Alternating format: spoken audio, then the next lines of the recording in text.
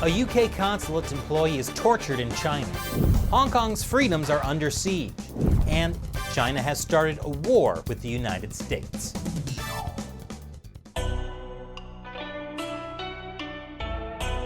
This is China Uncensored. I'm Chris Chappell. Remember that former UK consulate employee who was detained in China?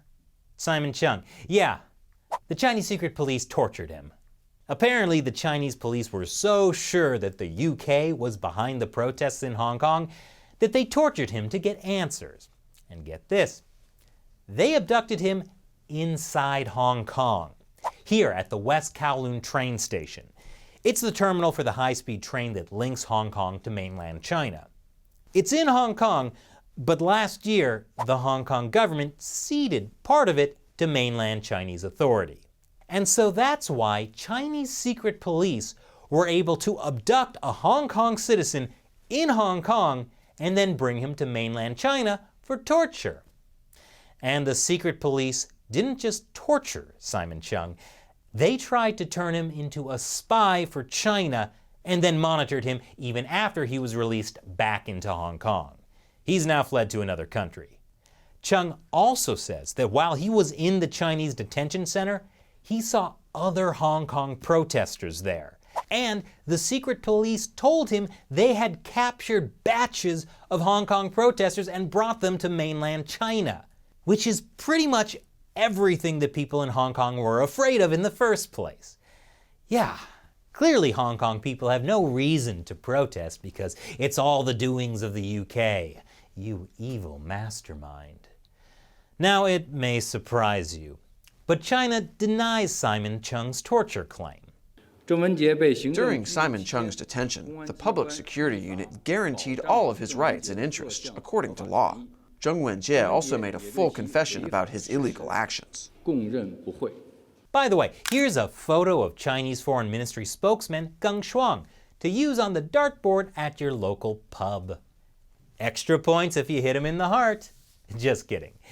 He doesn't have one. The Epoch Times is one of the few remaining Chinese-language newspapers in Hong Kong that refuses to bow to the Chinese regime's censorship. It was founded by Chinese dissidents, including Falun Gong practitioners, and the paper has been supportive of the Hong Kong protesters. So it wasn't all that surprising when a group of masked thugs wielding police batons broke into the Epoch Times printing press in Hong Kong, and then they lit the place on fire. So, freedom of the press is doing great in Hong Kong. Hong Kong protesters often wear face masks to hide their identities because they're afraid the government will go after them. But on October 4th, the Hong Kong government went after them anyway. They used emergency powers to ban people from wearing masks at protests. Not that it actually stopped people from wearing masks, it just made all the protesters into criminals. But good news. This week, a Hong Kong court ruled the mask ban is unconstitutional. And the government said they would stop enforcing it. But then, bad news. China's National People's Congress said Hong Kong courts don't have the power to rule about what is and what isn't constitutional since Hong Kong is a part of China. Which is a hint that China can just upend Hong Kong's entire legal system. China's National People's Congress is clearly oblivious as to why people began protesting in the first place. That National People's Congress, you guys really are NPCs. But this gives me hope that maybe someday soon, everyone in Hong Kong might join together and fight their real enemy, the Chinese Communist Party. And those are some of the China news headlines of the week. Stay tuned after the break because I sit down with a retired U.S. Air Force general who says China has already launched a war with the U.S. The U.S. just doesn't know it yet.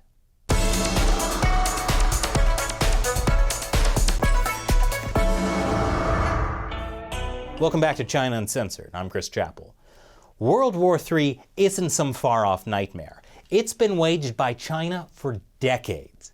China is the only country fighting a truly 21st century war. Their weapons aren't guns or bullets or even nuclear weapons.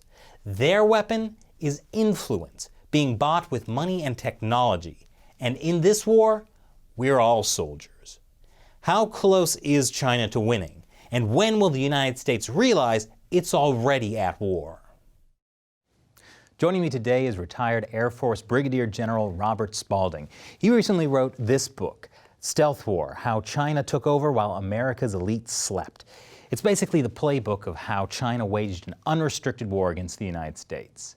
Great to be back. So, for decades now, the U.S. and China have been involved in this strategic cooperation. And as promised, China's become a liberal democracy, correct? Oh, that's so true. And that's why the people of Hong Kong are protesting right now so that they can actually move into the mainland China and join this wonderful, free and great society that Xi Jinping I believe has built. Taiwan is trying to do the same thing. The same thing. In fact, they're pushing Hong Kongese out of the way so they can get into mainland faster. And over feet. So tell us a bit about your book. So the whole idea behind the book was to get out as fast as I could everything I'd learned working in the Defense Department and the State Department and the White House over the last 5 or 6 years, understanding what the Chinese Communist Party was doing to our country, because quite frankly, now within D.C. the government gets a joke. So within the executive branch, we understand the challenge that the Chinese Communist Party has, not just for our economy, but also for our democracy. And in the Hill, on both sides of the aisle, Democrats and Republicans, they understand that. Who doesn't understand it, quite frankly, because most Americans don't really understand what China is in terms of, Chinese Communist Party's power to control the entire society, is the American people. And so the idea was to get this information to the American people so they could understand not only what was going on in terms of the Chinese Communist Party, but why there was this, essentially unspecified angst about what's going on with our own society in terms of the ability to deliver on the promise of, a better, a more perfect union. Well, so my question is this just an issue of China outcompeting the U.S. on an even playing field, or is something else going on? No, first of all, there's no even playing field. When we talk about international economics, the word we use is free trade. Mm-hmm. Well, actually, that's based on an idea of market-based approaches to economics.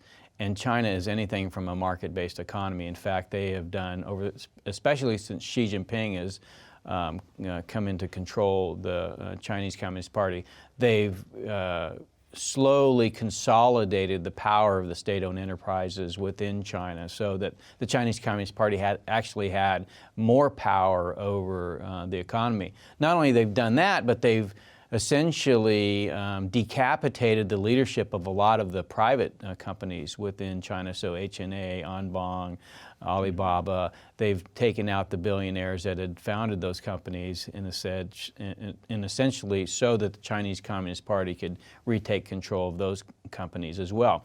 Recently, they just sent a bunch of government officials to work in companies so they had even more control over what was going on in the economy. So everything that they said that they were going to do in the WTO, everything that we believe in terms of free trade, and a level playing field, they don't absolutely agree with at all. So the Chinese Communist Party isn't into the free market? Well, of course, Xi Jinping will go to Davos, where everybody will gently clap when he says we need to keep globalization going, we need to collaborate. But in fact, no, they're into continuously growing the Chinese economy for the purpose of maintaining legitimacy so the Chinese people don't overthrow them for being despotic totalitarians. Well, so I know there are people who will say, is this really just an issue of the United States losing its position of global dominance? And they would say, they don't really care whether it's the United States or China that's the global superpower. Well, so, I think the NBA offers a good example of what that means for a democratic society, and that is the institutions of your society, whether they be political, academic, corporate, or financial, are in league with the Chinese Communist Party. So if the NBA can basically come very close to firing a general manager for tweeting something like support democracy in Hong Kong, then you understand the power that the Chinese Communist Party has over the entire system. When I was at the White House, I would call lawyers, think tanks, and say, hey, I need help either exposing what the Chinese are doing or come up with policy options that we can actually use to stop what they're doing. And they would all come back and say, sorry, we can't help because we don't want to anger our Chinese funders or customers. Wow. And so it's pervasive throughout our society, and quite frankly, the leaders of these institutions know it. Mm-hmm. But, you know, they're under the mistaken belief that embracing the Chinese Communist Party will somehow, you know, unlock this magical move towards democracy. So the idea of open markets leading wealth to wealth and wealth leading to democracy drives them to say, okay, I'm going to have the same worldview as Xi Jinping, only the worldview that he has and the worldview that our leaders have are completely counter to each other. Because if you read document number 9, which I know you have, you understand that rather than the Bill of Rights, they believe in the anti-Bill of Rights. And in fact, they want to suppress and destroy the Bill of Rights because they see it as a challenge to their continued rule.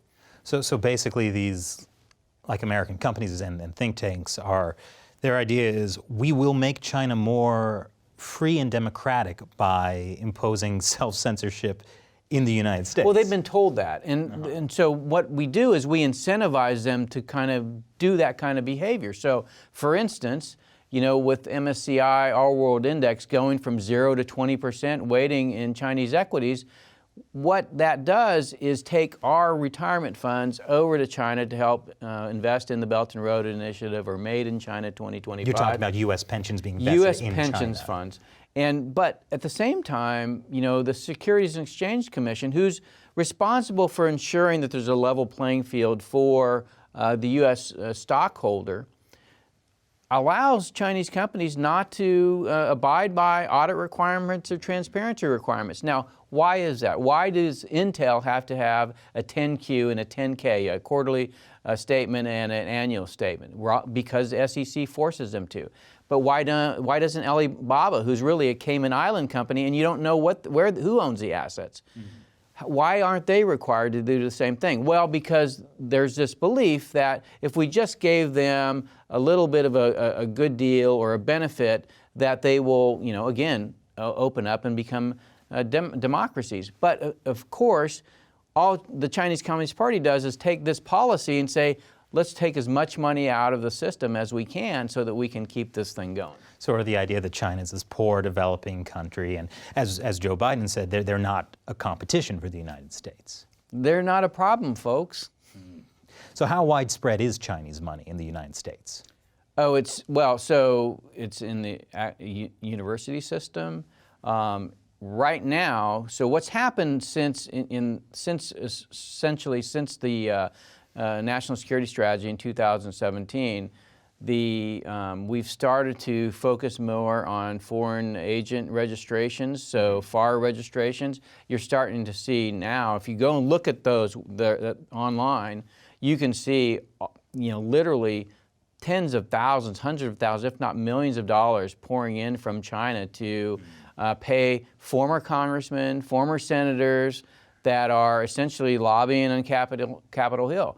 All of these Chinese language media companies that are delivering Chinese language media content in the United States are having to register as foreign agents. And you're starting to get a real idea of how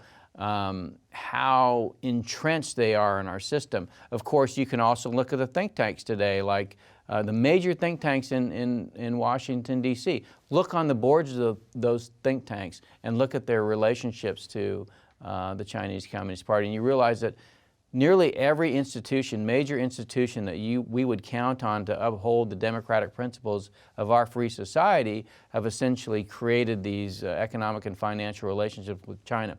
Now, did they go out and seek these out, or did China come? There's a little bit of both, quite frankly. I see there's a desire on the part of business in the United States to prevent conflict, and they think that if they're over talking to the Chinese Communist Party, that somehow they will create this connection that will make them not aggressive or want to have conflict. But of course, it just shows a lack of knowledge of how the Chinese Communist Party thinks about competition. It thinks about warfare. It thinks about warfare in ways that are completely different from the United States. I think it's very interesting in your book how you frame it like China is the only country fighting a 21st century war. Yeah, we talk about World War III, and when is it going to happen? You know, what's going to be the catalyst, and you know, how is it going to play out? Flying. Nuclear bombs flying, and you know, it's going to start, you know, in a, you know, with a biological agent that's released in some city, or there's all kinds of these scenarios that we have war games in the military and talk about and try to think about how war is going to change in the future.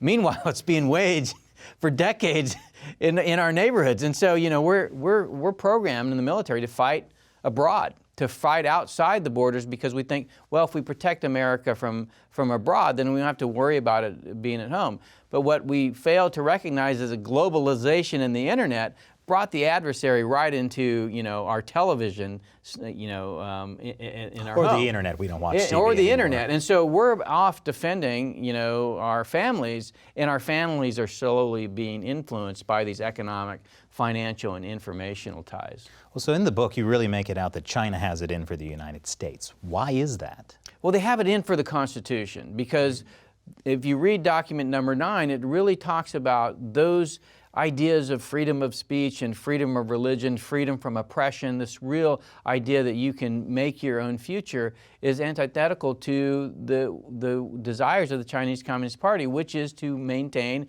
its totalitarian rule over China. And so one of the things they recognized during the Tiananmen massacre is this is a very viral idea. Once it gets instantiated, you can't stop it. And so you have to inoculate the society. The way you inoculate the society is you teach them from kindergarten, every single grade level, about the importance of the Chinese Communist Party, how the West is evil, how the Japanese are evil, and how we've had this century of humiliation. And then you bombard them. First of all, you protect them with a great firewall. Then you bombard them with media and social media, patriotic education. You've got an app now that watches you while you watch it. And you have to learn, you know, everything you can about the Chinese Communist Party. Meanwhile, all that's been curated to take out any sort of history that would give you some kind of counter-narrative that says, hey, Mao killed tens of millions of people, and you know, we had this thing called the Cultural Revolution where we broke all ties with the past, and history's been rewritten. None of this that the Chinese people know. Take that back. The ones that know are the ones that are tasked to censor the people on social media. So it's interesting to see those people when they learn about the Tiananmen Square. Some people interviewed them and they said, well, did you go home and tell your family? Oh, no, I don't want to start rumors. So, I mean, it's really interesting how, by the way, that model of teaching the censors what to censor is exactly replicated in Facebook. It's replicated in Twitter. So the business models of the open data system are replicated in the West and in China.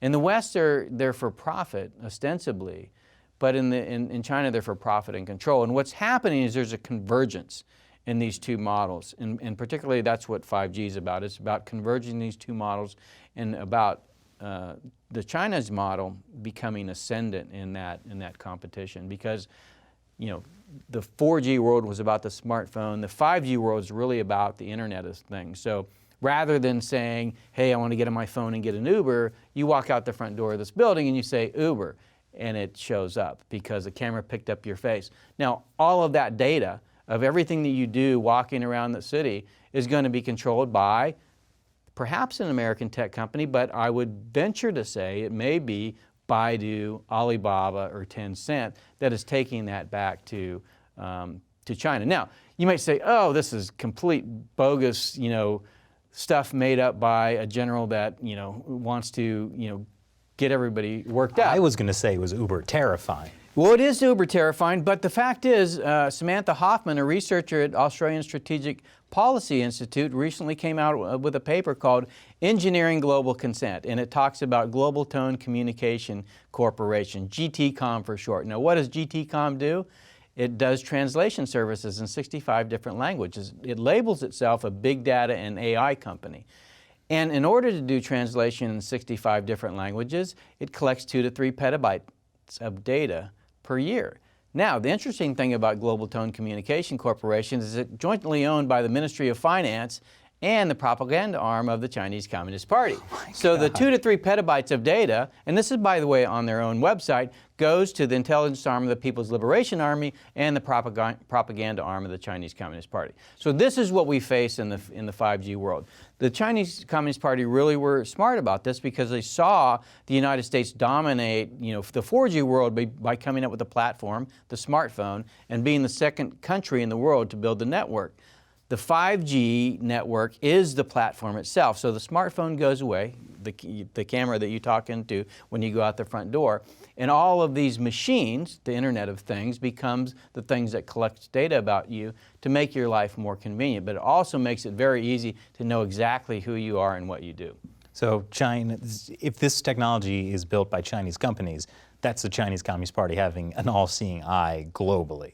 Well, that's the brilliance of what they did, because now companies like AT&T and Verizon, who've not instituted or given one recommendation to 3GPP, which is the industry standards making body for 5G, is completely dominated by the Chinese Communist Party. Not only the standards for 5G, but the underlying patented technology for 5G. So if you're Samsung, Ericsson, Nokia, Huawei, or ZTE, it really doesn't matter. If you're building a 3GPP network, you're building a Chinese network. So China has, if this works, China will have successfully taken over the world without anybody knowing, without a single shot being fired. And it's really because we in the West stopped investing in ourselves. We stopped investing in infrastructure. We stopped investing in our industrial base. We stopped investing in STEM education. We stopped investing in basic science research and development. We just stopped. We stopped, taking care of our own people. So how is it that you have figured out all of this, and yet there's still the think tanks, business leaders, politicians, Democrats and Republicans? How are you seeing this, but they aren't? So I had a team, and I was a group of fellow officers in the Pentagon from 2014 to 2016 that really started to uncover this. And frankly, the Defense Department decided to put some resources to it, and we started this office called the Office of Commercial and Economic Analysis so that we could get analysis on what was going on, and so it's just spread. Once you start to peel back the layers of the onion, you start to realize that it's, quite frankly, pervasive across all society. And so once you start on that path, I learned something every single day about what the Chinese Communist Party is doing and how deep their infiltration in democratic societies goes. But you have to, it's almost like you remember the scene in The Matrix where you're going to take the red pill, you're going to take the blue pill. I'm very familiar with Most people want the blue pill. They don't want the red pill. And because if you take the red pill, you have to realize that it's time to stand up and fight for the survival of freedom and the United States. So clearly Democrats and Republicans have dropped the ball on this. Is the solution going to take Democrats and Republicans working together?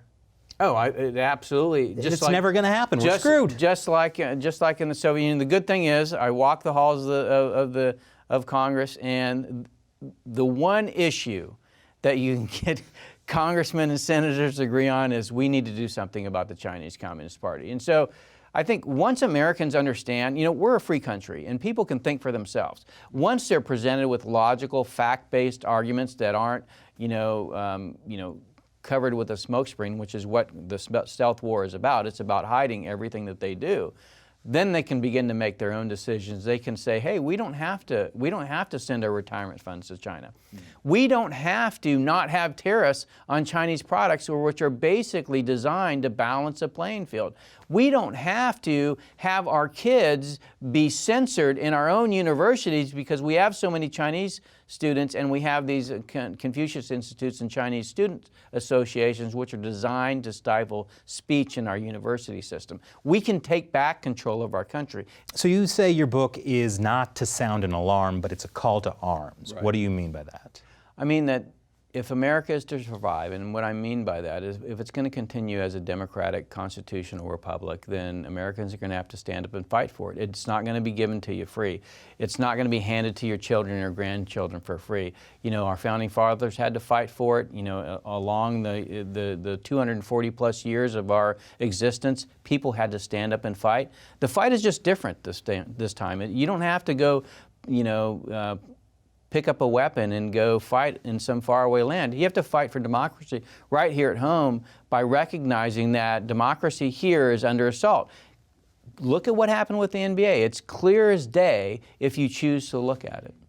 So in a way, we're already in World War III? We are in World War III, and you are in the front lines. I am now in the front lines. When I had a uniform on, I was, working in the government. I wasn't really paying attention, but now I'm fully woke, and I'm taking up the battle cry, and this is one of the ways that I'm doing it. Well, thank you so much for joining us and for writing an incredible book. Once again, the book is Stealth War: How China Took Over While America's Elite Slept. We'll put a link in the description below. Be sure to check it out. It's a great book. Thank you so much for joining me today. Great to be here. Thank you. Welcome to the battle.